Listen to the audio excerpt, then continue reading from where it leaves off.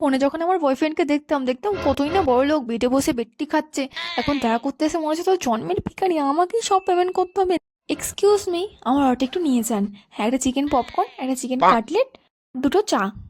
Order তো দিয়ে দিলাম, পেমেন্টটা করবো কি করে? যাই হোক, আমাকে দেখাতে হবে আমি অনেক বড় লোক। এমন করে দেখছি দেখো না, যেন বাবার কালে মেয়ে দেখিনি। কেন এর পাল্লায় পড়তে গেলাম যে পকেটে দেখি ক টাকা আছে। এই বাবা, 50 টাকা! এই আজকে আমার যে বাসনই মাজতে হবে আমাকে। আমি বলবো আমার বয়ফ্রেন্ড আমাকে খেতে নিয়ে এসেছে, তাহলে আমাকে দিয়ে বাসন মাজাবে না, আমার বয়ফ্রেন্ডকে দিয়ে বাসন মাজাবে। যাই হোক, খাবারটা এসে গেছে। হ্যাঁ, নাও খাও খাও। আমি খাবো? হ্যাঁ খাই, আমিই খাই।